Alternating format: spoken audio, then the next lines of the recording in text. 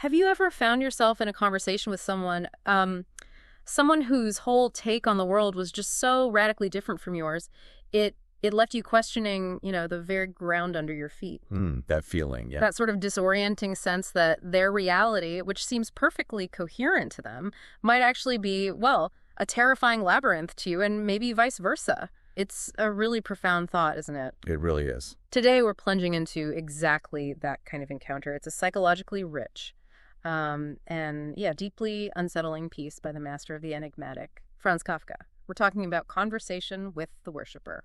And this isn't just, a simple story. It's a meticulously crafted deep dive into perception itself, into the profound isolation of alienation, and maybe some of the desperate corners of the human psyche. Exactly. What we're exploring today are some really powerful excerpts from Kafka's work, and it's presented as a first-person account of this unusual, almost jarring encounter. Right. And our mission, as always here on The Deep Dive, is to, extract the most important nuggets of knowledge, of insight, from this singular conversation. We'll sort of guide you through the intricate layers of meaning, uncovering surprising facts about human psychology, and maybe even the fabric of subjective reality itself. Kafka illuminates all this so brilliantly through what seems like, on the surface, a simple interaction. That's right. We're going to really unpack the fascinating interplay between these two very distinct minds, explore how their collision reveals far more than just their individual quirks, Yeah, it's about the collision, definitely. We'll see how Kafka takes this single, quite strange encounter and expands it into this profound meditation on what it even means to be seen, to be understood, and ultimately maybe what it means to be alive. Absolutely. So settle in, maybe lean back a bit, because this is going to be a journey that might just shift your own perspective a little. Welcome. Okay, so let's begin by setting the scene. The story opens in what seems like a pretty mundane setting, right? A quiet church. Standard Kafka opening, almost. Right. And the narrator, our main point of view, he's there for a very personal, almost romantic, and definitely a singular reason. He tells us, he goes, day after day, because a girl I had fallen in love with would pray there, kneeling for half an hour every evening when I could watch her in peace and quiet. What immediately strikes me here is this mix, romance, sure, but also a certain voyeurism. He's not there for spiritual solace, clearly. Not at all. He's there purely to observe. Yeah, to observe, to be unseen. And his entire motivation is driven by this very specific kind of self-absorbed desire. It's a classic setup for a Kafka-esque encounter, isn't it? Yeah. This initial motivation, this quiet, almost possessive observation of the girl, it immediately establishes him as someone whose gaze is, primarily self-directed and controlling. He wants that peace and quiet, but only so he can pursue his own private obsession, really. It's romantic, almost detachedly voyeuristic starting point. It colors his perception of everything that comes next, especially the unexpected, the jarring intrusion of the worshiper. His carefully curated peace and quiet is about to be completely shattered. Completely. In a way he just couldn't possibly anticipate. It sets up this character who really values order and control, and that's going to be tested severely. And shattered it absolutely is. Because one evening, the girl doesn't show up. And in her absence, his focus, which was so narrow before, it's suddenly grabbed by something else entirely. Right. The void is filled. Yeah. He describes seeing a young man who had thrown his scrawny figure full length on the floor. But here's where it takes that really unsettling turn. This man isn't just praying quietly. No. He's grabbing his skull with the full force of his body and moaning, smash it into the palms of his hands. It's not devotion. It feels like a performance of suffering, almost. A performance, exactly. Yeah. And the description is incredibly visceral, isn't it? Almost violent, especially in a church setting. Totally. It grabs you. It really does. And what immediately jumps out is just how profound and, frankly, disturbing an impression this worshiper makes. Kafka is so meticulous in emphasizing the unseemly nature of it. Unseemly, yeah, that's the word he uses. And the overtly attention-seeking aspect. The narrator explicitly notes that the worshiper would glance about to see whether the onlookers were numerous before each pious outburst. So he checks first. He checks first. This isn't subtle piety, it's theatrical. It's a desperate performance almost, designed for an audience. So right from the start, we get this figure whose behavior isn't just unconventional. It's borderline aggressive in its display. Eccentricity, maybe, or profound mental distress, smashing his head into his hands and moaning. It goes way beyond typical religious fervor. Way beyond. It's a deliberate provocation, really, and demand. Look at me. So given our narrator, his self-absorbed state, his desire for peace and quiet, his reaction is kind of exactly what you'd expect. Annoyance, pure annoyance. Predictable, yeah. And it's a specific kind, too. He explicitly says, "My girl had not come," which seems to be the actual fuel for his decision to accost him and question this unseemly conduct. I mean, it's not empathy driving him. No, it's not curiosity about this poor guy's state. It's just the disruption to his plan, his carefully constructed evening, a sense of personal affront almost. Or it really makes you ask, doesn't it? Is his annoyance really about the worshiper's behavior, or is it more a projection? His own frustrations, his unmet expectations, because the girl isn't there. Projecting his own stuff onto this guy. Possibly. Yeah. And his physical preparations are so telling. Kafka gives us that vivid detail. He pressed my lips, as I always do, and I intend to speak firmly. Then I put my right leg forward and leaned on it while casually poising my left leg on tiptoe. This, too, makes me resolute. Wow, that's specific. He has a whole ritual for being firm. It's incredible. It's not just an urge to speak. It's a carefully choreographed ritual of self-assertion. It shows a character who needs to establish absolute physical, psychological control before any confrontation. Total control freak, maybe. Well, his judgment is certainly swift. His need for order, for conformity, it's palpable. This whole carefully cultivated posture of resolution, it sets the stage for a confrontation that's born less out of genuine inquiry and more out of this desire to impose his will, restore his disrupted little world. He sees the world as something to be managed, corrected if it deviates. #2.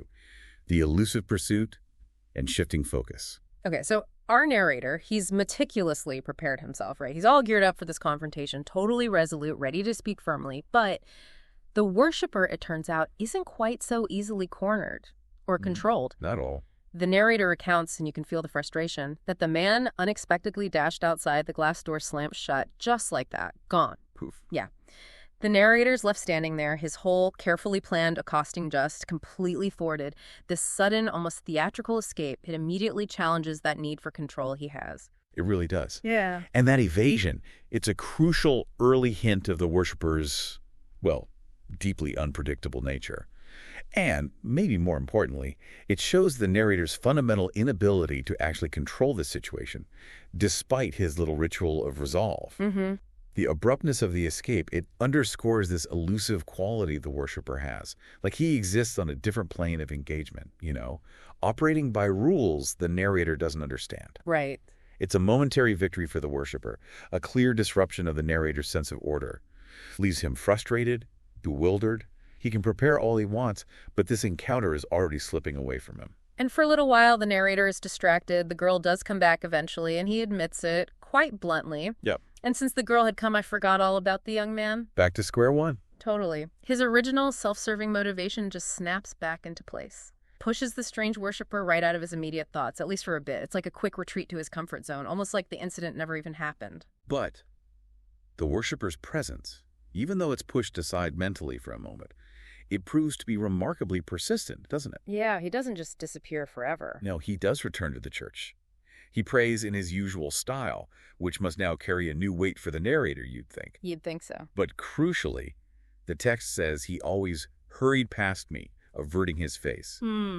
This suggests an almost inescapable recurring presence, a persistent shadow in the narrator's periphery, even when supposedly forgotten. Like he refuses to be fully dismissed. Exactly. And what's really striking here is the narrator's own observation about this. He says, perhaps it was because I could only picture him in motion, so that even when standing still, he appeared to be skulking along. Wow, that's a fascinating insight into the narrator's head. Isn't it? It offers this profound glimpse into the narrator's particular way of seeing others. He can only conceptualize the worshiper in this state of continuous, almost furtive movement. It underscores this subconscious discomfort he has with the worshiper's stillness, or maybe just his direct, sustained presence. Like he can't handle him just being there. It's as if, for the narrator, the worshiper has to be in flux, constantly unsettling the static order of his own world. This inability to perceive the worshiper as settled, as calm, it really hints at the narrator's own deep unease with anything that defies his fixed categories of understanding. So this lingering presence, right, this inability to quite shake the image of the worshiper, it eventually draws the narrator back, even when the girl isn't there. The pull is too strong. Yeah. One evening, he finds himself alone in the church again, and he says, "The old incident crossed my mind, piquing my curiosity." But this isn't just casual interest anymore, is it? I mean, it feels different this time. There's an almost obsessive determination taking root, a compulsion to finally confront this anomaly. He's not just annoyed anymore, he's intrigued, maybe to a dangerous degree. That's a really crucial shift in the narrator, absolutely. Yeah. His behavior on this second attempt, it reveals this profound transition from mere annoyance to, almost obsessive determination, Right. a relentless pursuit of this elusive figure. Kafka emphasizes it with such vivid detail again. The description of him tiptoeing over to the doorway, assuming a cunning expression, and his willingness to wait for a third hour, even letting spiders crawl over my clothes, despite feeling the whole thing is absurd. Letting spiders crawl on him. That's commitment. It's incredible discomfort, endured purely for the sake of this encounter.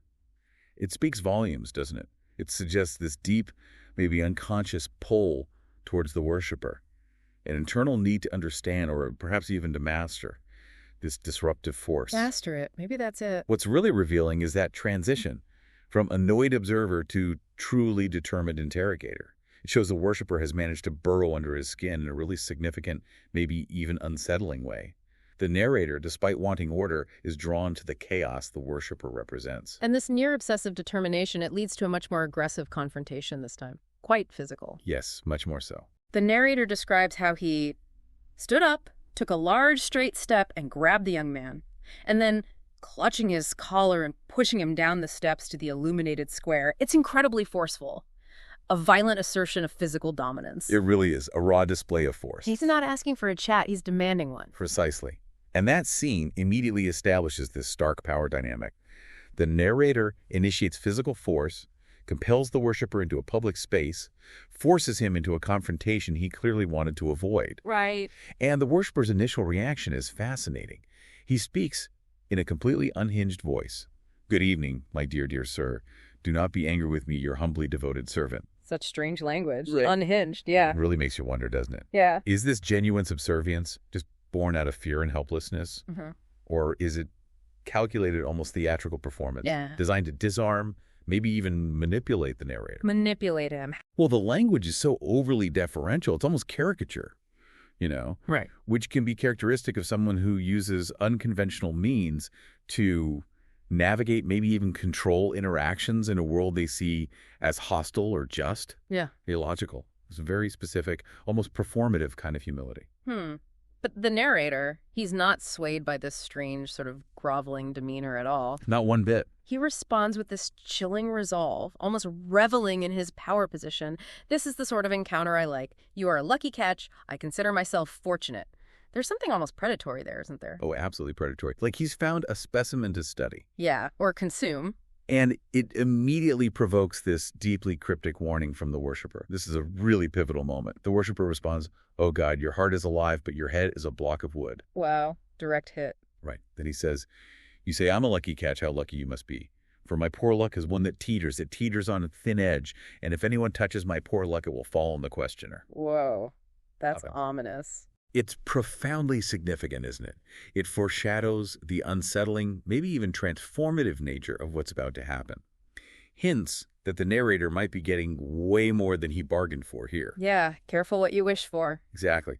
It's a warning that the worshiper's perceived madness, or his unique reality, isn't just something to be observed or controlled or corrected.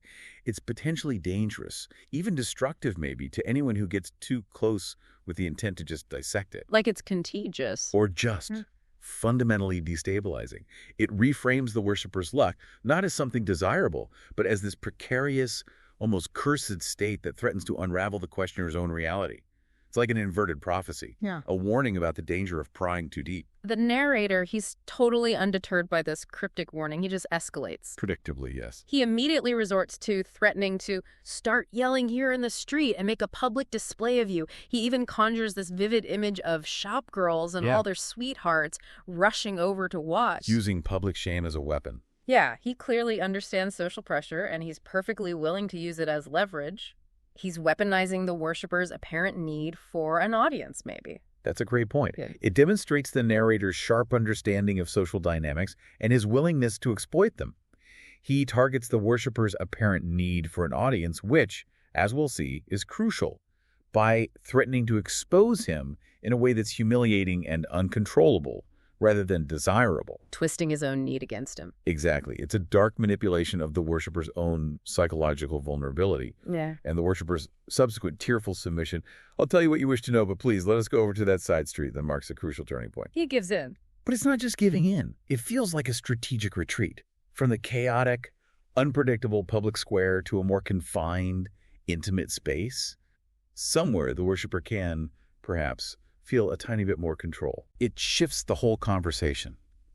From public threat to private revelation. Moving into an environment that's just ripe for a deeper, more unsettling confession.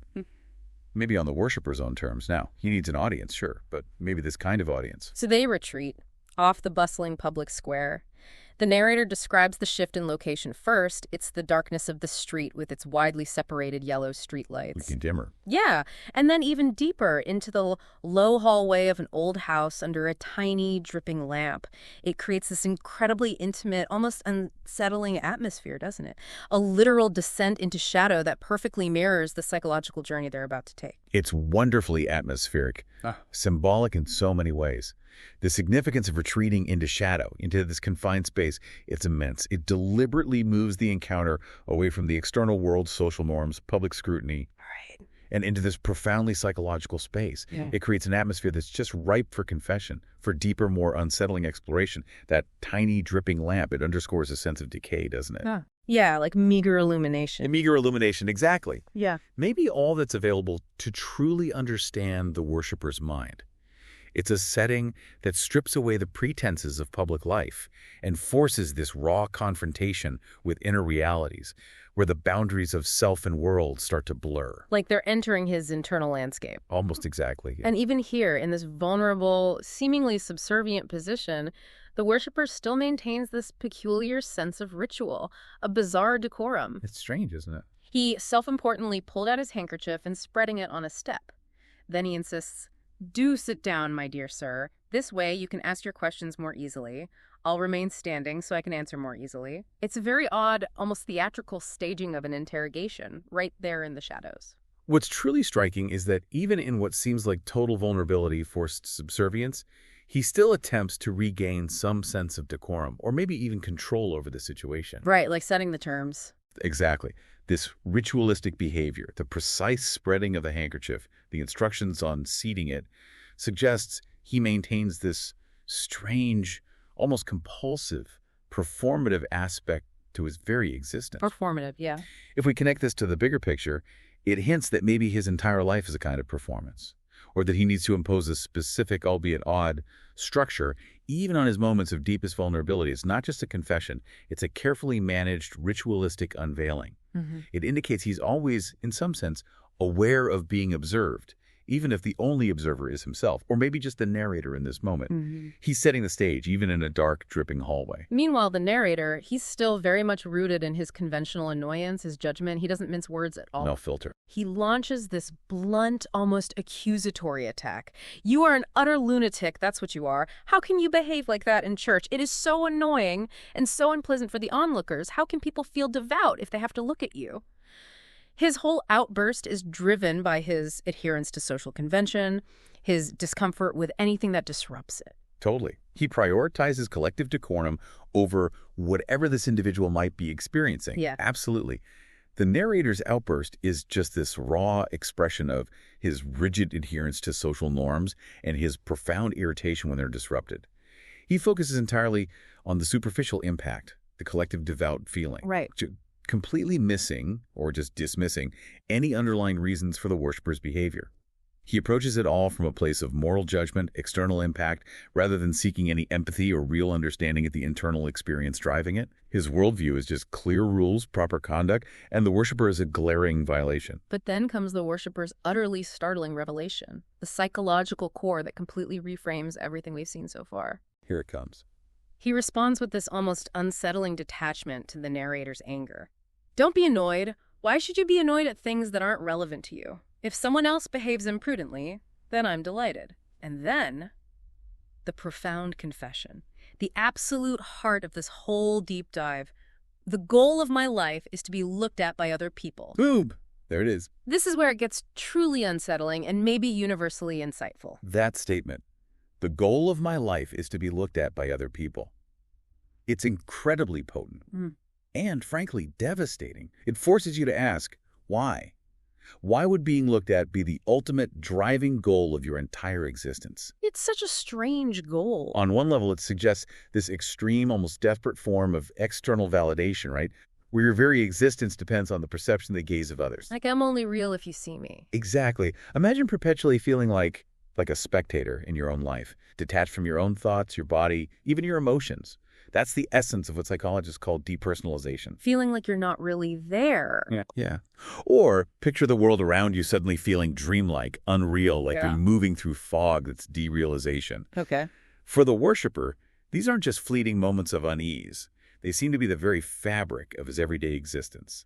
If you don't feel truly alive or real internally, then perhaps the only way to confirm your own existence, to get some semblance of reality, is through the external gaze of others. So his behavior in the church. Exactly. His unseemly public behavior in the church, then it's no longer just eccentricity or mental distress. It becomes this desperate existential plea for recognition, a frantic attempt to solicit proof of his own fleeting existence through the reflections in other people's eyes. Wow. It's a tragic coping mechanism for a profound sense of invisibility or non-being. He performs not out of arrogance, but out of this desperate need to simply be. #V, the narrator's seasickness and the mirror of madness. So the worshipper's confession, this profound articulation of his whole existence, it seems to trigger this really strange, almost poetic outburst from the narrator. Yeah, the narrator's reaction is bizarre, too. He cries out, "Your condition is a seasickness on dry land." What a phrase. "It is such that you have forgotten the real names of things, and in your great haste you now pour random names upon them." Seasickness on dry land. And he gives this vivid example, calling a poplar the Tower of Babel, and then when Noah was drunk. It's this beautiful, unsettling analogy that speaks volumes, maybe not just about the worshiper, but about the narrator himself, too. That seasickness metaphor is one of Kafka's most insightful and ambiguous observations in the whole piece, I think. Is a profound observation of the worshiper's fragmented reality, a recognition that the worshiper has indeed lost the stable moorings of shared names and meaning. And this is where it gets really fascinating, is a projection. The narrator's own anxieties about meaning, about control, maybe a subconscious fear that his own carefully constructed reality could unravel just like that. He's accusing the worshiper of being fundamentally disoriented. Right. Fundamentally detached from objective truth, where familiar things are stripped of their agreed-upon names and given these arbitrary, even fantastical new ones. And those illusions, Tower of Babel, Noah was drunk, they're significant. How so? Babel speaks to a breakdown of communication, divine confusion. Noah was drunk points to profound human vulnerability, irrationality. It just shows Kafka's genius, doesn't it? Making the normal character's observations just as unsettling and ambiguous as the abnormal character's confessions. Yeah, the narrator sounds a bit unhinged himself here. Exactly. The narrator, despite his outward composure, he's clearly unsettled by the worshipper's worldview. It leads him to grasp at these abstract, almost feverish analogies to describe what he just cannot directly comprehend or accept. It's as if the worshipper's condition is somehow contagious, infecting the narrator's own language and perception. And the worshipper's response to this elaborate, almost lyrical metaphor is just incredibly uncanny. Simple yet. He just says, "With this strange lightness, I'm glad I didn't understand what you said." Which is brilliant. To which the narrator, annoyed by this apparent obtuseness, right, he quickly retorts, "The fact that you are glad shows that you did understand," like he's caught him out. But then, what's particularly incisive is how the worshiper subtly, almost effortlessly, turns the tables. Yeah. He then adds that truly cutting remark. "But you too spoke in a bizarre way." He effectively mirrors the madness right back onto the narrator. Suggests the narrator's own communication isn't as clear or rational as he thinks it is. Ouch. Calling him out. It's a moment of profound insight from the worshiper, who, despite being labeled a lunatic, shows this keen perception of the narrator's own psychological state. Despite the narrator's sophisticated, abstract description, the worshiper points out the inherent strangeness, the disconnect, in the narrator's own language. So maybe they're both a bit bizarre. It implies a shared instability in their perceptions, perhaps, or at least a recognition by the worshiper that the narrator's attempts to rationalize and control his own worldview are just as peculiar, just as bizarre as his own seemingly irrational one. It completely undermines the narrator's position of detached authority and supposed sanity. And the narrator's reaction to this, though it's brief, is incredibly telling, physically. What does he do? He immediately places his hands on a higher step, leaned back, and in this almost unassailable position, which is a wrestler's last resort. Back to the physical dominance posture. Exactly.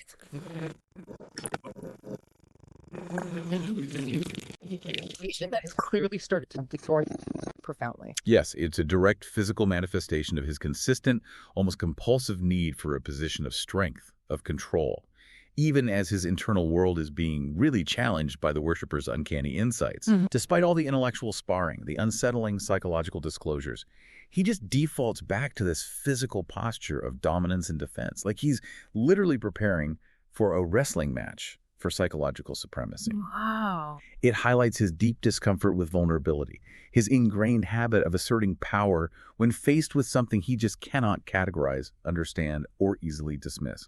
His body is literally trying to hold his composure together as his mind reels. Okay, so here's where this deep dive takes us right to the truly existential core of the worshipper's being. It lays bare his fundamental experience of reality. The deepest layer now. He makes his most profound and honestly disturbing revelation, a statement that just defines his entire existence. There has never been a time when I could truly convince myself that I was alive. Chilling. This isn't just a feeling, is it? It feels like the psychological bedrock of this entire conversation explains everything that came before and everything that follows. Absolutely. That statement, there has never been a time when I could truly convince myself that I was alive. It's foundational. It points directly back to what we touched on earlier, those concepts like depersonalization. Right, feeling detached from yourself. Being an outside observer of your own thoughts, feelings, body, like you're watching a film of your life. And derealization. Where the world feels unreal. Yeah, dreamlike, artificial. For the worshiper, this isn't just a fleeting moment of unease. It seems to be the default state of his consciousness. His entire existence is marked by this fundamental, pervasive disconnect from the feeling of being truly alive and present. Wow. So that profound sense of non-existence. Of not being real, yeah. That's precisely what drives his actions, including that desperate goal to be looked at. Being seen by others, even if it's through abnormal, disturbing behavior, becomes his only anchor to reality. His only proof he exists. A frantic, often painful way to solicit proof of his own fleeting internal non-existence. He needs that external validation because he has no internal sense of self to validate. It's incredibly tragic when you frame it that way. And this chilling sense of non-existence, it extends directly to how he sees the world around him too, right? Yes, it permeates everything. He describes his surroundings with just flimsy notions of the things around me that I always believed they used to be alive but are now fading away. It's not just him fading, it's the whole world in constant decay, constantly slipping through his grasp. This perception of a world in constant decay, of things fading away, it's intimately connected to his own profound sense of non-being. It's a fundamental instability in his perception of external reality. And he expresses this deep longing for a lost state. I always, my dear sir, long to see things as they may be before they show themselves to me. In their earlier state, they are probably still beautiful and calm. What does he mean by that earlier state? That's the poignant question, isn't it? Is he referring to some literal lost innocence, a different state of consciousness he once had? Or maybe it's a persistent delusion where he perceives the world as continually disappearing, unable to hold its former essence. This yearning for an earlier state, it suggests this deep, almost melancholic longing for stability, for an intrinsic beauty and calmness that he feels has been lost or maybe never truly existed for him. It's a desire for a more fundamental, untarnished connection to reality. A connection he can't find. A connection that perpetually eludes him, leaving him adrift in this perpetually disintegrating present. And the impact of this profound revelation on the narrator, it's immediate and unprecedented in the story so far. How does he react? For the first time, he is truly speechless. He tells us, I held my tongue, and only involuntary twitches in my face showed how uneasy I was. And then he describes his physical inability to respond. I simply could not get my head to move. Couldn't even nod. Couldn't even offer a simple nod of acknowledgement or understanding. Frozen. Wow. That is a critical, transformative moment for the narrator. It highlights the sheer depth, the unsettling power of the worshiper's words. They just pierce right through the narrator's usual composure, his carefully constructed defenses, his logical frameworks, exposing his own vulnerability to such unsettling ideas about reality and existence. His physical inability to respond, especially not being able to nod, it suggests this profound inner conflict or shock. A moment where his own subjective reality is profoundly shaken by the sheer alienness of the worshiper's experience. He can't process it. He can't affirm it because it's utterly foreign.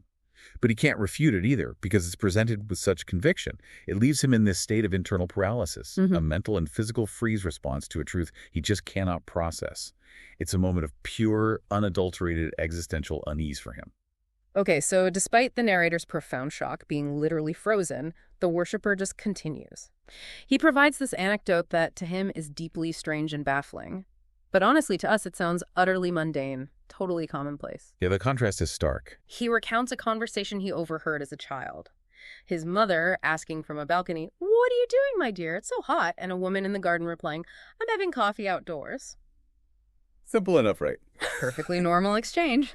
But he emphasizes his observation that they were speaking offhandedly and not all too plainly, as if it were a matter of course. The very ordinary nature of this interaction is what he finds so profoundly unsettling. And that seemingly mundane interaction is profoundly significant because it highlights the worshiper's absolute alienation from the effortless, matter-of-course reality that most people experience. Right. The stuff we take for granted. Exactly. Yeah. For him, the ease of casual interaction, the simple, direct connection between people and their environment, it's alien, incomprehensible, almost miraculous. If we connect this back to his state of feeling not truly alive, it reveals how the ordinary world, with its shared unstated assumptions, its easy flow of communication, its everyday acts of just being, it's a source of continuous confusion and profound detachment for him. He can't participate. The effortless communication and sense of belonging that others exhibit, it's a complete mystery. It highlights his profound sense of detachment from the very fabric of normal human existence. He's a perpetual outsider, trying to decipher a language of being that everyone else just speaks fluently. And the narrator's reaction to this anecdote, it's a perfect, almost painful illustration of cognitive dissonance, isn't it? How does he handle this one? Well, first he physically tries to signal engagement. Reaching into his back pocket as if looking for something, I simply wanted to change my position in order to show my interest. Trying to look like he's listening. Performing interest. Performing interest, yeah. But then, almost immediately, he verbally dismisses the story completely. Says, that was such a strange incident and that I simply did not understand it. I added that I did not believe it was true and that it must have been made up for some specific purpose that I could not fathom. Wow. Complete rejection. Complete rejection. And his discomfort is so great that he then shut my eyes for they were aching. He literally refuses to see. That is a powerful, almost desperate defense mechanism on the narrator's part, isn't it? He's trying to maintain the facade of interest, seem polite, while mentally just dismissing the worshiper's profound perception as made up a fiction, created for some unknown reason. Because he can't handle it. He simply cannot integrate this radically alien reality into his own understanding. His physical attempts to appear engaged, followed immediately by that outright verbal rejection, it visibly reveals his desperate struggle to maintain his own worldview in the face of something that fundamentally threatens it. And the aching eyes? The achy eyes are such a striking symbol, a manifestation of the strain of confronting a truth he simply refuses to acknowledge, a truth that is visually and conceptually painful to him. He is literally trying to shut out the disturbing reality the worshiper presents, because to accept it might be to question his own sanity. It's a primal psychological recoil from the unsettling. The worshiper then goes on, painting this picture of his very existence as something insubstantial, like a shadow. A shadow. He says he doesn't walk upright, but needs to slink along the houses as a shadow with square shoulders, sometimes vanishing in the panes of the shop windows. It's incredibly vivid imagery, isn't it? Being spectral, unseen, transparent, having no solid presence in the world. That self-description, it directly reflects his perceived lack of substance, of agency in the world, a direct consequence of not feeling truly alive. To be a shadow is to lack an independent presence, right? To be merely a reflection or an absence of light. Easily overlooked, easily dismissed. Vanishing in shop windows. That detail further emphasizes this sense of non-being, as if his physical form is permeable, unstable, unable to leave a consistent, tangible imprint on the world. It's a powerful metaphor for his inner experience of depersonalization, where his own body feels alien, unreal, incapable of truly inhabiting space.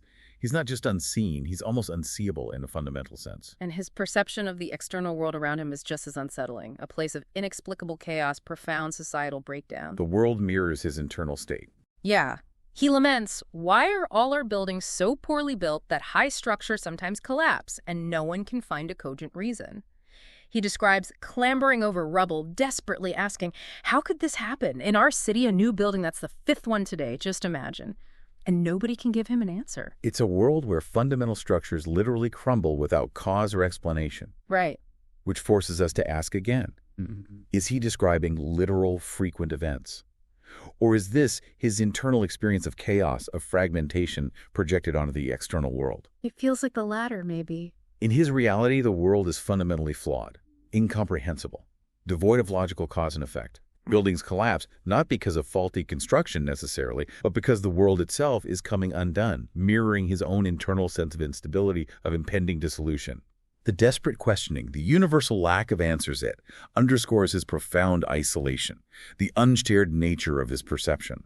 For him, the world isn't stable, it's constantly collapsing, and no one else seems to notice or care about the reasons. It reflects this complete loss of trust and fundamental order in human competence, in the very rationality of existence. And then comes an even more chilling detail, maybe the most disturbing aspect of his description of society. What's that? He says, often people collapse on the street and remain lying there dead. But it's the reaction of society that truly sends a shiver down your spine. Okay. Then all the shopkeepers open their doors. They step out nimbly, whisk the corpse into a house, then reemerge with smiling lips and eyes and speak. Good day, the sky's pale. I sell lots of kerchiefs. Yes, the war. Oh my God, that's grotesque. Isn't it? It's this profound, grotesque sense of societal indifference. A casual, almost cheerful dismissal of death and suffering. That scene portrays a world operating on a deeply superficial and profoundly unsettling level. The casual, almost cheerful dismissal of death, the immediate whisking away of bodies, followed by trivial small talk about the weather or merchandise. It's horrifying in its banality. Utterly horrifying. It shows a society that functions by actively ignoring fundamental human experiences, where life and death are just inconvenient disruptions to be neatly swept away. This illustrates the worshipper's isolation not just from his own sense of being, but from any shared empathic reality. Right. The world he describes is one where fundamental human experiences like mortality are just casually disregarded, where the deep implications of life and death are glossed over for polite, everyday chatter. It's a world utterly devoid of genuine connection, concern, or even basic human horror, functioning only on this shallow transactional level. It's a stark vision of dehumanization. And driven by his desperate need for answers, right? There's some truth in this chaotic reality the worshipper describes trying to access what's hidden, even resorting to deception. How does he do that? He recounts slinking into a house where a body was taken, tapping on the janitor's small window, and boldly claiming, I am from the secret police. Show me the corpse immediately. He's literally trying to pierce the veil of indifference. Playing a role to get to the truth. Yeah. But the janitor's immediate, almost rote denial, no, we have no corpse here. This is a respectable place. Denial. Of course. It's incredibly telling. It highlights the worshipper's repeated, persistent failure to find direct answers, to confront reality, even when he's actively seeking it out. His attempts to pierce the veil of polite indifference, to uncover the hidden truths, are consistently met with denial and this reaffirmation of a respectable but ultimately dishonest facade. It reinforces the idea that his reality, the chaos and death he perceives, is perpetually denied or hidden by others, leaving him adrift in his own unvalidated experience. His subjective truth is repeatedly rejected by the objective world, trapping him in his own horrifying perception. Okay, so the worshipper then describes what for him is maybe the ultimate test, an act that for most people is utterly mundane, but for him it's an arena of profound anxiety, of disorientation, just crossing a large public square. The square, yeah. He states it with absolute clarity. When I have to cross a large square, I forget everything. I am confused by the difficulty of this undertaking. Yeah. It becomes this overwhelming physical and mental challenge, a place where his grip on reality itself seems to just slip. For the worshiper, public spaces, especially large open ones like a square, they become these arenas of profound existential anxiety and disorientation. His mind is overwhelmed. His sense of self just gets lost in the expanse. And his thought, if people build such huge squares out of sheer exuberance, why don't they also add a stone balustrade leading across the square that highlights his desperate, almost childlike need for structure, for guidance, for safety in an environment that others perceive as open, maybe liberating? He needs a handrail for reality. Essentially, yes. It's a clear illustration of how his internal chaos is projected onto the external world, transforming ordinary tasks into terrifying ordeals. He yearns for a prescribed path, a visible support in a world that feels vast and utterly without boundaries to him. And within this overwhelming public space, he describes this terrifying windstorm, a truly apocalyptic vision that contrasts so starkly with how others seem to experience it. Tell us about the storm. He says, the air on the square is stirred up. The spire of the town hall is reeling in small circles. Imagine that. Why don't they end the commotion? All the window panes are banging loudly and the lampposts are bending like bamboo. The robe of the Virgin Mary on the column is twisting and the storm wind is tearing away at it. Wow, powerful imagery. It raises that critical question again, doesn't it? Is this a literal storm he's describing? Or is it a metaphor for the profound internal chaos, the unraveling that the worshiper experiences? The vivid, almost apocalyptic description, the reeling spire, the bending lampposts, the twisting Virgin Mary, it can certainly be interpreted as both literal and profoundly metaphorical, I think. How so, metaphorically? Well, the spire and the Virgin Mary, they stand as potent symbols of order, stability, sanctity, right? And they're being violently twisted and torn by this unseen, uncontrollable force. It reflects the worshiper's deeply internal perception of a world that is fundamentally coming undone, physically, morally, spiritually. It's a world where established structures of meaning, of belief, are just collapsing, mirroring his own internal disintegration, the loss of any stable points of reference, and his desperate plea, why don't they end the commotion? It highlights his yearning for external intervention, for someone to impose order on a chaos he cannot escape.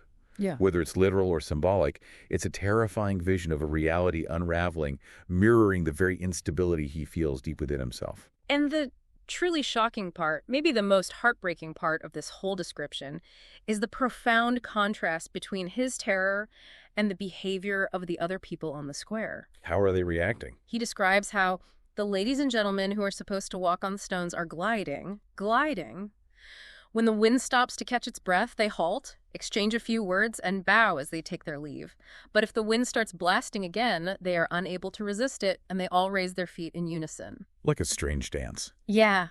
They do have to clutch their hats tightly, but their eyes twinkle cheerfully, as if merely a mild breeze were wafting.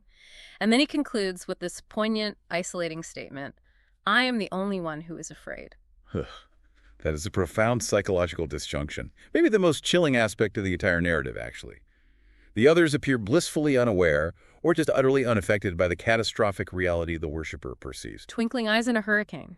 Exactly. Yeah. They glide through a storm that is tearing his world apart, their eyes twinkling cheerfully, as if experiencing nothing more than a gentle breeze. It underscores his extreme, absolute isolation, the unshared nature of his subjective experience. His declaration, I am the only one who is afraid, it just reinforces that not truly alive state. He cannot connect with others on a shared reality. Their serene indifference to the world's perceived chaos just amplifies his profound sense of detachment and loneliness.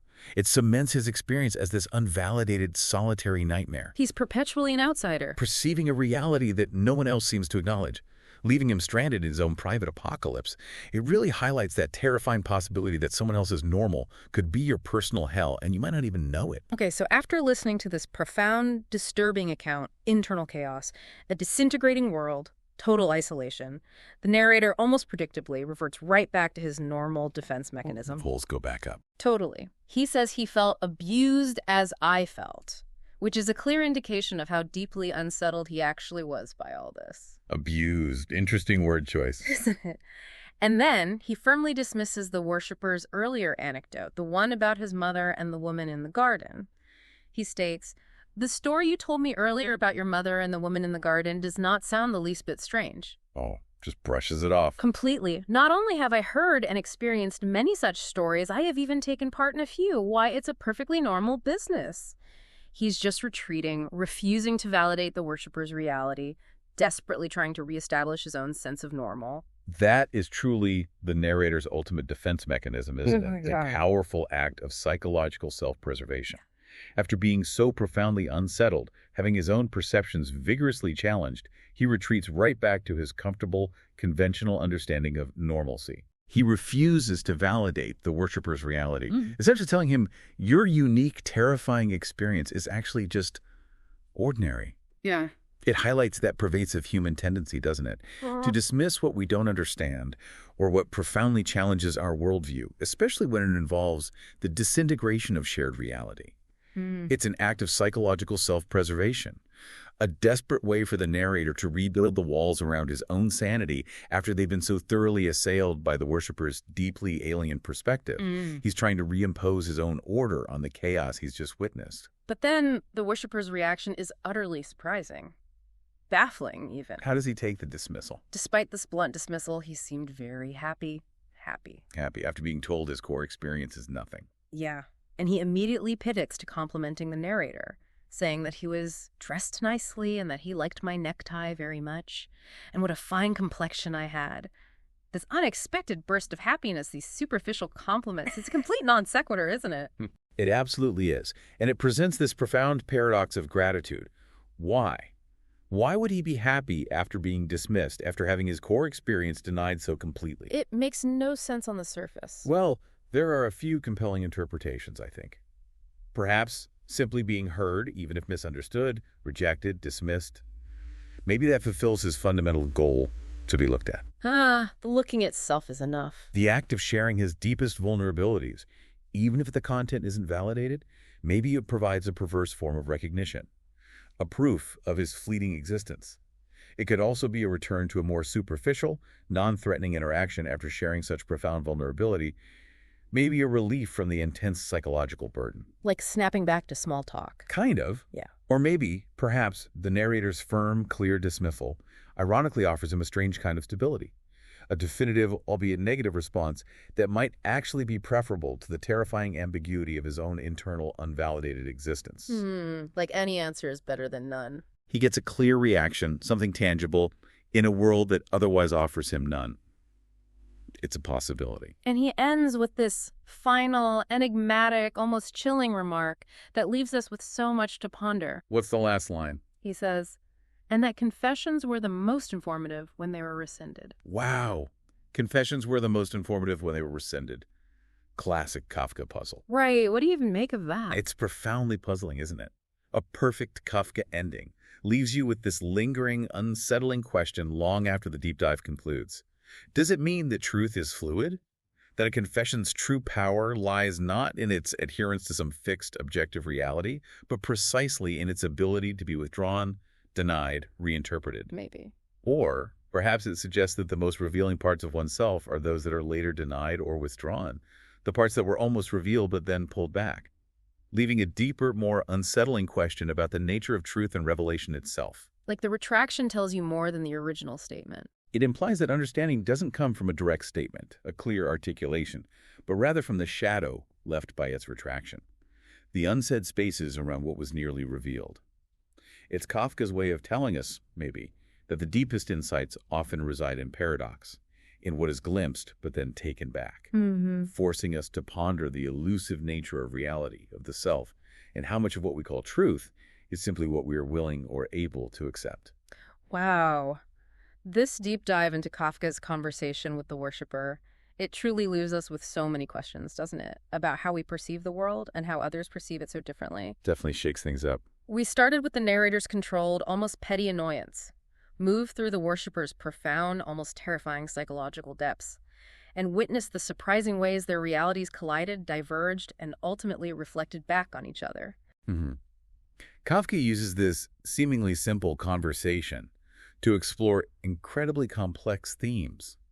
Reality, perception, alienation, that desperate human need for validation, for meaning, in a world that often seems indifferent or just utterly illogical. It really forces us to confront that idea, doesn't it? That our own normal might be a terrifying, incomprehensible storm to someone else. Absolutely.